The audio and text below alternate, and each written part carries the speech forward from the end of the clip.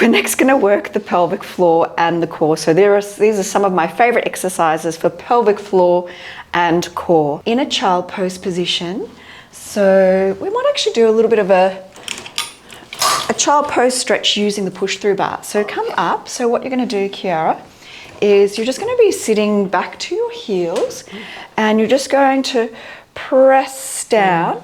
As you're lengthening forward, think of really relaxing through pelvic floor. Relax through the tummy and then coming back up, lift through pelvic floor and then really relax through pelvic floor as you're reaching into the stretch. You don't need to push too far, so pull back just a little so you're not going into that end range. And we're just going to use a little pillow under the heels of the feet. So come in a little closer. That's it. And now sit back onto your heels. Nice. Actually come in just a tiny little bit more. That's better. Separate your knees a little. So there's a little bit more space for the tummy. Push the bar down and through into a nice big stretch. Stay here. You're going to really allow the sit bones to widen. So breathing in, really relaxing through pelvic floor. And exhale. Slow, deep breaths. So with the inhale, really imagine the sit bones widening. And then we're going to come back, drop the tail down a little, lift through pelvic floor, find the internal support, and then lean forward into a nice big shoulder stretch, really relaxing through pelvic floor. Now coming back, lift through pelvic floor, exhale, lengthen out, breathing in, really allowing the sit bones to widen, and coming back through, pressing the bar up, relaxing through pelvic floor, really opening out the chest and shoulders so it's a nice stretch. And last time. That's it. Really relaxing through pelvic floor. All right, coming back. And we're just going to carefully let that go. I'm going to bring this up. And coming up, I'll show you the next exercise that we're going to do. So we're just going to do some hinges here. So your forearms will be on the sitting box. We're just going to hinge back, relaxing through pelvic floor. Hinge forward, lift through pelvic floor, hugging baby closer to you. So hinging back, really relax and lift. Once we've done these hinges, we're just going to do some circles. Relax through pelvic floor, lift through pelvic floor, hugging baby in. Let the tummy relax as you're hinging back. Lift up through the waist as you're coming forward. Let's have a look at that. So your forearms are on the box. So I like to work with the box because it takes a little bit of pressure off the wrists so that you're not in that putting weight into the wrists, which sometimes you can get a little bit of carpal tunnel. So hinging forward and back, lengthen back, relaxing through pelvic floor. So forward, lift through the waist and hinge back. That's it. Let the sit bones widen and then hinge forward, lift through pelvic floor, hug baby in closer. Nice. So sitting back, really think of relaxing through pelvic floor and then come forward, draw in and up, lift through pelvic floor and two more. Really relax through pelvic floor and then return and one last time. Great work. Let's do some circles here. Circling around over the top of the shoulders. Relax through pelvic floor. Lift. That's it. And back. And forward. How's that feeling? Good. Very relaxing. That's it. And last time. Let's go back the other way. And reach. Nice work. And lengthen. And reach. So 4-point kneeling positions are fantastic because they take a lot of load off the spine, which is great during pregnancy because you are actually carrying a lot more load through the body. Great. And one last time. Nice work. Okay, I'm going to grab a little ball because we're going to lean back over the ball. You're going to be leaning back this way over the ball and you'll be on your forearms. So coming back down, that's it. onto your forearms. That's it. Keeping the chest lifted. Bend your knees. That's it. Nice. So nice and long through the spine. And we're just going to practice some marching legs. So lift, push down through the shoulders. Keep the chest lifted. Do you want that ball up, down a little lower so it's a bit more supportive? Yeah.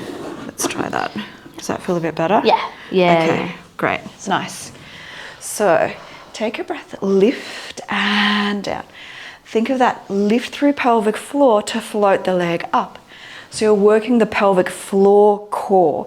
So when you're thinking of working prenatal, you really want to focus on the pelvic floor as that strong core.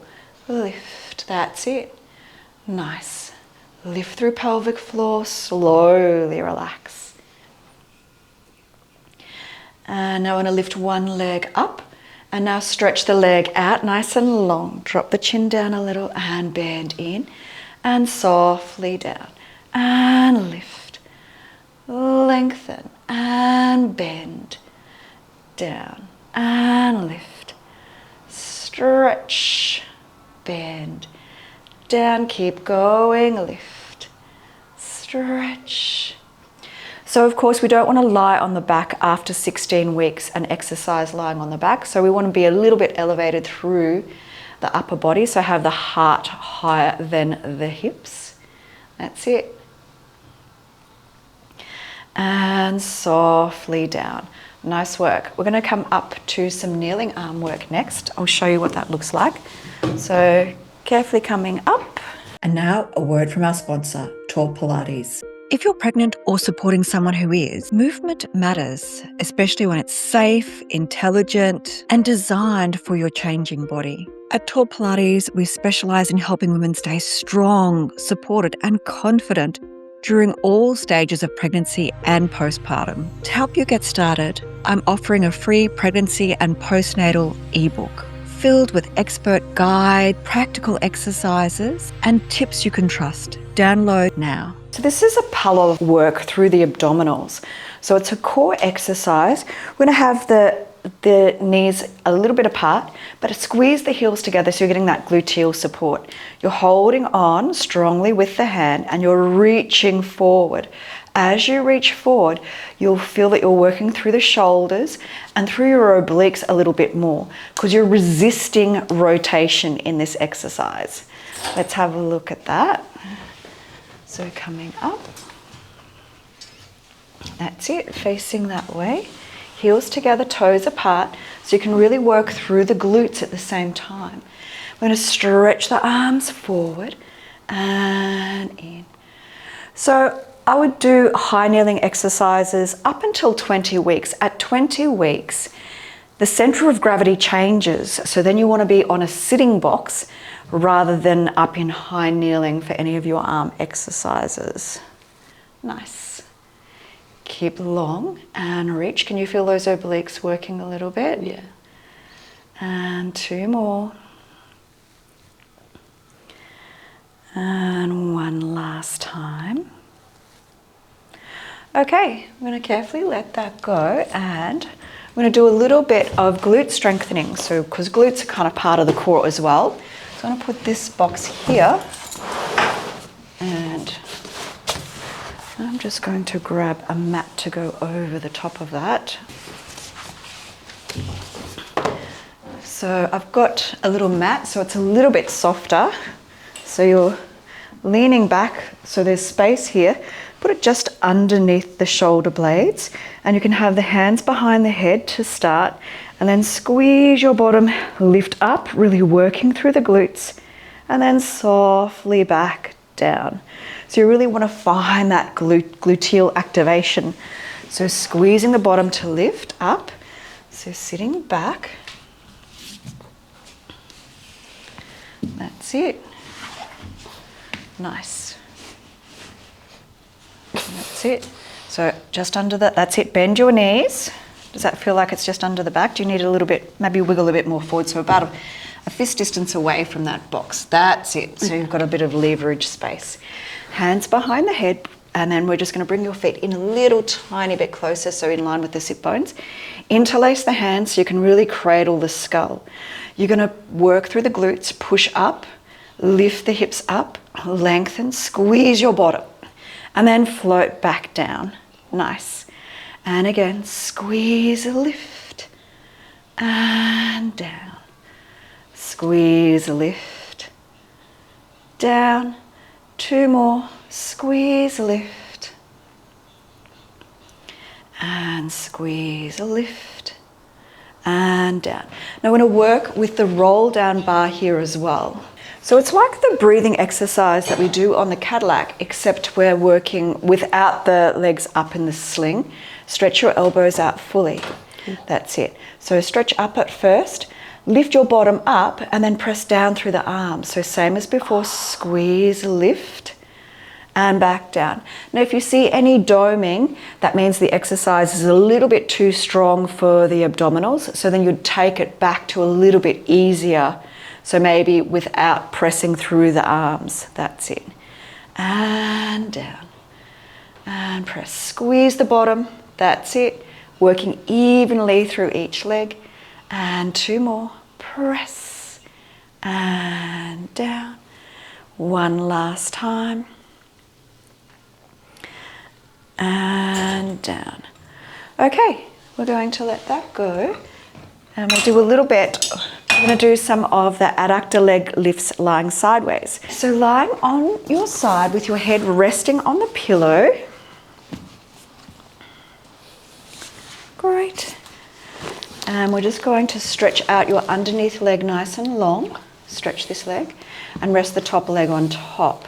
That's it. So I sleep. Yeah, this is actually a great way to sleep. And also when you're pregnant, you want to make sure that you've got a pillow so that you're not letting that leg drop in, like a pillow between the knees. It will make the hips much more comfortable in the morning if you can sleep with sideways with the pillow between the knees. We're going to stretch out the underneath leg nice and long. Take a breath, reach the leg and lift up. Stretch the knee and down. And it doesn't need to be too big. Think of lifting through pelvic floor and down.